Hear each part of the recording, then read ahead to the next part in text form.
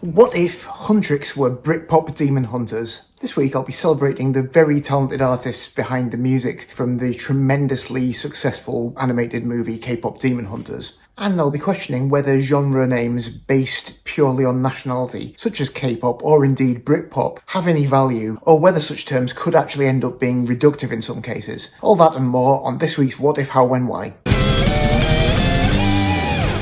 Hi, my name is Morgan Brown, and each Monday I upload a new What If video to my YouTube channel. The idea of these videos is that every week I pick a popular song and imagine an alternative universe in which some change of circumstances causes that song to come out completely different from the version we know and love. I then take the original lead vocal of that song and record a new backing track to it using just GarageBand and whatever instruments I have to hand in order to bring this alternative version of the song to life. And then on Wednesdays, I'll make one of these companion videos where I discuss the artists and genres involved and also give you a bit of an insight into the recording and arranging process behind making my What If track. So the song I picked this week was Golden by Huntrix, the fictional band from K-Pop Demon Hunters. And I tried to reimagine that as a 90s style Britpop song. So if you haven't had a chance to hear that yet, here's a little taster.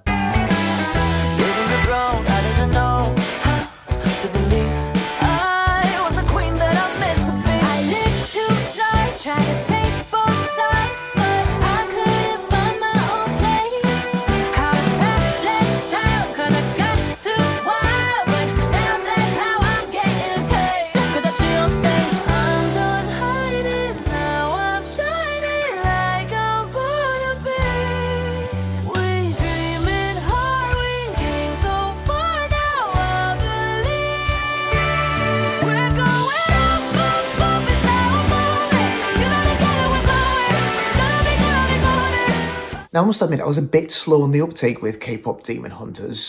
Didn't notice it arriving on Netflix. And it was only when it started to really blow up and all of a sudden everyone was talking about it on the internet that it even registered on my consciousness. And even after that, it took me quite a long time to get around to watching it. The idea immediately appealed to me. I'm a big fan of the movies that team have produced. I know it's the same production team that's behind the Spider-Verse movies, which are fantastic. So that was appealing. I'm partial to the occasional bit of K-pop, although as I said the other week when I was talking about Cat's Eye, it's not something that I'm any kind of expert on. And with it being effectively a musical, I'm a sucker for a musical. So I was quite keen to give it a go. It's tremendous fun. If you haven't seen it for whatever reason, do give it a go. It is a great laugh. And the songs are really good. Really pleasing mixture of kind of contemporary pop culture commentary and also bits of Korean myth and legend, which I knew nothing about, so it was really interesting to just have a little peek into that world as well. And shortly after I did see the movie, I was really pleased to note that the performers who voiced the titular K-Pop Demon Hunters, Huntrix, in the movie, were actually going out and performing live as a group, which prompted me to look up some more about them and try and find out who these people were. And it was really interesting when I did that. I mean, you might think for a movie that, although it kind of caters really well to adults, is, you'd imagine, mainly planned as a kid's movie, that they just cast the girl band characters as a bunch of bland, peppy idol types. But actually the three women that they cast to be the singing voices of Huntrix aren't really that at all, and they're much more interesting. Although all of them are Korean, or at least Korean American, only one of them has actually been through that K-pop system with the huge companies that train idols from an early age and then micromanage their career from that point on. So EJ, who provides the voice of the group's lead singer and who also co-wrote a bunch of the music for the film, is the one member of the group who has actually been through the idol system. EJ was signed up by this company, SM Entertainment, when she was 11 years old and spent over a decade in this program, I think taking a break to study somewhere in between. But this massive chunk of her youth, from her pre-teens through to her early 20s, under contract to this company, and yet they never at any point let her actually make a public debut. She was just there training, and if the training was anything like the training that was shown on the documentary about Cat's Eye, which I think was Hybe, not SM Entertainment, but I imagine it's pretty similar, that was pretty rigorous and intense and not very pleasant. So to spend your entire youth in one of those programs must be horrible, only then to not be allowed to debut either as a member of a group or as a solo artist. So it took, I think 12 years for that contract to finally elapse and for her to be finally set free, at which point, instead of debuting as a performer, she ended up working behind the scenes and has actually had quite a lot of success writing for a bunch of other K-pop acts who did actually get through the system and were allowed to debut. So she's written things for some massive acts like Les Seraphim and Twice, who are among the biggest acts to come out of K-pop, but never got to have that moment sort of in the spotlight herself until she was picked up to write and perform for KPop Demon Hunters, and now in her early 30s, when presumably she thought that chance to be a performer had passed her by. She's massively in the spotlight, which I think is really cool. And then the other two members of the group, Ray Ami and Audrey Nuna, are both really interesting too. Neither of them really comes from a K-pop background, although obviously they're familiar with K-pop, but having listened to a bunch of the stuff they've been doing for about the last 5 or 6 years at least, both been doing more really interesting mixtures of alternative hip-hop with experimental pop, both like quite arty in a way and edgy, and not really what you'd expect from people who've been thrust into the spotlight providing the voice for this family movie. I think like with EJ, they've both been doing some pretty amazing work, but had never quite broken through into the public eye. So I think it's really awesome that this movie has put these three talented people together and thrust them right into the spotlight when they were probably all losing hope that that was going to happen to them. I'm sure they will continue to work together because I know there's a sequel in the works already. But yeah, hopefully this will also give each of their respective solo careers a massive boost too, because definitely super talented people who deserve to be heard. When I make my What If videos, sometimes I have some deeper historical or conceptual reason for wanting to put things together, but then sometimes it's just based on a daft whim that I've had, and this week's is definitely one of those. Just one day, the idea of the phrase Britpop Demon Hunters popped into my head, and once it was there, I couldn't escape the thought, and that's literally all the thought that went into the process of deciding to do this. But having made that decision, it then got me thinking about those terms K-pop and Britpop and what they mean, if anything. I mean, certainly part of the success of K-pop Demon Hunters, aside from it being a genuinely really good movie, has to just be down to the fact that it's got the word K-pop in its title, because K-pop is so popular and such a dominant form at the moment that anything with that in the title just draws people in. But then I think if you try and actually pin down what K-pop is, it's quite elusive as a genre, really. Essentially, all K-pop means is Korean pop, which is fair enough, but it does get used as a genre term, which means that you should be able to define some musical characteristics that are specifically the inherent characteristics of K-pop. And I don't know if there really are any. As I say, I'm very, very far from an expert on K-pop, but I've listened to a fair bit over the years, and there really is quite a wide range of sounds that comes out of Korean pop music, from quite sort of traditional, light, cheerful, idol pop stuff to some quite sort of fierce electronic stuff, loads of extremely hip-hop influenced stuff coming out, there's bits of R&B going on, there's all kinds of different sounds in there. I don't know if there's anything that unifies all of these different K-pop acts, apart from, the language. I don't know if I've ever really been able to identify anything that's specifically Korean in most K-pop, because I was thinking a while ago when I was doing my couple of videos on baby metal discussing different styles of Japanese popular music, and I do feel like if you look at J-pop, there are characteristics in most J-pop music that are definitively Japanese. There are ways of putting together melodies and ways of structuring chord sequences that you really tend to only hear in Japanese music, or that you certainly hear much more in Japanese popular music than in any other kind. But I don't know if that's true of Korean pop, and I don't know if that's down to a cultural difference or if it's to do with the actual goals of the pop music industry in those countries. I guess maybe the Japanese pop industry is largely catering to a domestic market, with obviously occasional breakout acts who go on to become massive international successes, but a lot more of it is geared towards the domestic market, so the performers and the writers are more invested in embodying some kind of Japanese identity that can be easily recognized and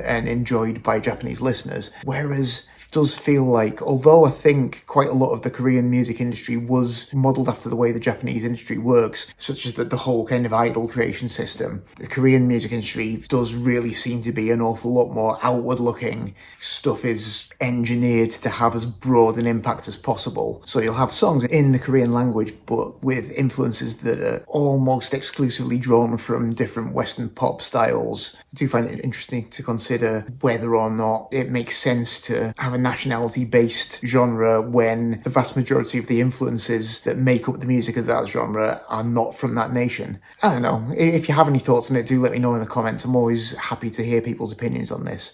But yeah, then that got me thinking about the old Britpop wave of the 90s, which was another notable nationality-based music genre, and one that I'm very well acquainted with because I grew up right in the midst of that. It was hitting just as I was hitting my teenage years, so I was very immersed in that. And Britpop as a term, it was certainly something that was just concocted by a journalist, either a writer for The Enemy or The Melody Maker. In those days, we were inventing a new wave of something to be excited about every couple of weeks in the hope that one of these terms would stick. I guess they'd had rather less success with Grebo and Fraggle and the new wave of new wave already in the 90s, and then Britpop was the one that actually caught on. In some respects, I think it does make sense when you look at the kind of broad swathe of the bands that were emerging around that time. There was a bit of a feeling in a lot of UK indie that independent guitar music particularly had been kind of dominated by American acts for a few years, with the whole grunge scene and the fallout from that. I think there was a bit of a feeling that it was time to move away from that and look to a different set of influences. So naturally the influences that people fell back on were influences from British bands that didn't sound like Nirvana or Pearl Jam or whatever. So a lot of those bands that are emerging around 1993 to 1995, you can hear quite an interesting combination of different influences from British pop, going back to quirky 60s pop stuff like the Kinks particularly, the Small Faces, the Who, a lot of that going on, loads of Bowie, and then absolutely loads of punk and particularly post-punk stuff as well. Wire and The Fall, XTC, the Buzzcocks, clipped, spiky, catchy but quite austere sounding, very British sound that contrasted completely with this scruffy, noisy, long-haired American stuff that people have been listening to for the last few years. So in that respect, I can definitely see how the tag made sense to unite together a swathe of bands who are all pulling on different, very British influences. But when you actually look at a lot of the bands who became the leading lights in that scene, any sense of them being unified by a genre actually falls apart a little bit on closer inspection, I think. Even just looking at the sort of the two main bands that everyone always mentions, Blur and Oasis. And Blur absolutely had all that stuff that I just mentioned. You can hear the Kinks in there, that sort of Ray Davies, wry, satirical, but also wistful lyricism. There's definitely bits of Bowie in there, loads of spiky post-punk stuff, a definite art school sensibility to everything. And then Oasis are completely different. Whereas Blur were spiky and quirky, Oasis were just basic strummy guitar rock, really. Certainly drawing on British influences, influenced by / stolen from the Beatles and Slade and T-Rex and whatever else. But I think it'd be hard pushed to realistically suggest that musically they're in the same genre at all. And then when you look at the other players in that scene, the illusion of them being unified under one umbrella fades further. I mean, Pulp were actually a legitimate post-punk band. They weren't a new group that was influenced by The Fall. They were contemporaries of The Fall who'd just been around long enough to happen to come into style and to make a great record just at a time when they hit the zeitgeist. And you had bands like Gene, who were very obviously channeling the Smiths and that kind of 80s indie sound. Some people even lumped Ash in. I wouldn't have lumped them with Britpop, particularly as they're from Northern Ireland. I mean, I know Northern Ireland's technically part of the UK, but I'm very much aware that an awful lot of people there wouldn't consider themselves to be British. But yeah, they definitely tended to get lumped into that conversation. And you listen to their old records and the influences there are pretty much entirely American indie rock and punk. All the kind of stuff that Britpop was meant to be reacting against. So yeah, I don't know if there was really any benefit at all to lumping all these bands together under a single banner. I guess it meant that a bunch of bands who might have otherwise been overlooked got to ride to a little bit of success on the crest of this wave, but also probably meant that a bunch of bands bands who actually had plenty more great ideas left in them ended up being seen as a bit outdated and ended up being overlooked when the wave of enthusiasm for Britpop died down, which is kind of a shame. I definitely enjoyed the whole Britpop thing at the time, but I feel ultimately, especially now looking back, that there wasn't really any great benefit behind trying to manufacture an idea of a national sound. Ultimately, I'd rather have my music categorized based on music rather than what flag someone's waving, if only because it will prevent any situation from arising where I'm hoping to hear a band that sounds like Elastica and I end up with a band that sounds like Oasis. So that takes me up to this week's alternative universe scenario. In my alternative timeline this week, it's 2023. The K-Pop Demon Hunters movie has been in production for some time over at Sony Studios. They've been working away on it, it's going great, everyone's really happy, but then just when it's quite close to being completed, there's a big corporate shake-up at Sony Animation, which results in the executive producer of the project being fired and this new guy coming in. The new executive in charge of the whole project, it turns out, is a former editor of the NME in the UK, and he hears about this K-Pop Demon Hunters project and is really dismissive of it. In his opinion, public interest in K-pop is due to fall off any time now. He thinks that they're flogging a dead horse. By the time the movie's ready, people won't be interested in that anymore. And he expresses the opinion that it's actually about time for a revival of the 90s Britpop sound, so demands they completely overhaul the film so that it's no longer set in Korea in the K-pop scene, and that it's moved over to the 90s UK and set in 1990s Camden Town. And the writers and director plead with him, this isn't going to make any sense. We've already got so far with this movie. We've got an all-Korean cast. We've got this plot line which really relies very heavily on elements of Korean legend and myth, which won't make any sense if you transport them to the 1990s UK. But he's unconcerned. He's like, it's a kid's film. No one will notice if a couple of things don't make sense. He doesn't want to hear any of their arguments, forces them to make the changes that he wants. So they go ahead and do this to fit with the new setting. He brings in Louise Weiner from Sleeper as a musical consultant to work with the music team to transform these songs they've already written into Britpop sounding songs. So the movie comes out. Predictably, it's a complete flop because people just don't understand it. It doesn't make any sense, but the one saving grace of the project is the soundtrack, because it turns out people really enjoy this blend of these soaring, inspirational K-pop melodies and this kind of quirky retro indie rock. So as a result, EJ, Rayami and Audrey Nuna become the front women of an indie band and go on to great success playing this new, exciting hybrid form of indie pop. So, in attempting to convert Golden from K-Pop Demon Hunters into a Britpop song, firstly I had to try and decide what type of Britpop to go for, because as I say, it wasn't really one unifying style. Simply because of the rhythm, my immediate thought for a sort of template was Sailor of the Century by Sleeper. So that's what I used as my sort of blueprint for the sound I was going to make. So first step was getting the isolated vocal track, dropping it into GarageBand, getting it synced up. I sped up the tempo a bit just to try and make it about the same speed as Sail of the Century, because I wanted that sort of drive and bounce. Programmed some drums on next. Nothing too elaborate, bouncy, driving, poppy drums. Added some bass guitar next. Again, taking some cues from Sail of the Century, the little kind of stoppy, starty riff that occurs in the opening. Went for something a bit like that for the intro and the first verse. Played with a pick with a fairly driving, not mega aggressive, but reasonably driving, substantial sound.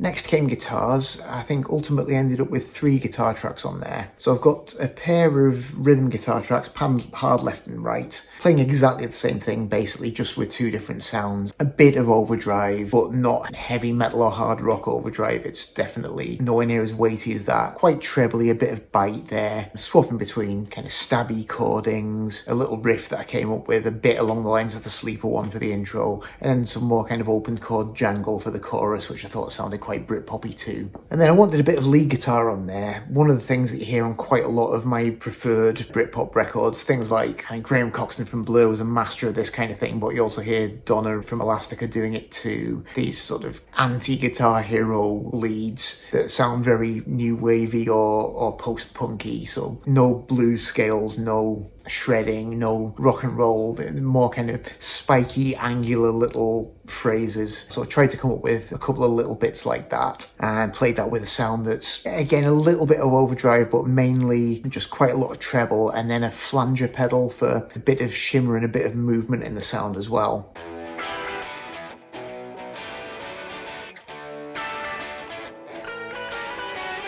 Wanted to put a couple of keyboards on next, again following what's on Sale of the Century. So I've got a piano that crops up starting on the first chorus and then doing little bits throughout after that. Dead simple, nothing at all complex, just hammering away on block chords, which just makes for a richer sound on those sections and also accentuates that bouncing rhythm. And the other thing that I ripped off from Sale of the Century for this is also some synth bass, which in some parts is doubling what the bass guitar is doing and then has its own little riffs that come in later on with this quite fun, squelchy, analog synth bass sound. And that could have been it, but I just felt like it needed something more, because as those choruses go round towards the end, it feels like it needs to keep gathering momentum, so I needed something to just take it to that next level. So there's definitely quite a few notable Britpop songs that included brass sections, quite a few Blur songs did. Staying Out for the Summer by Dodgy, Wake Up Boo by the Boo Radleys, things like that all had really prominent big bright horn sections, so added some trumpets and trombones, playing a couple of little riffs and then just some big block chords as well, sustained chords towards the end, just to make everything sound a bit grander as we near that big final chorus.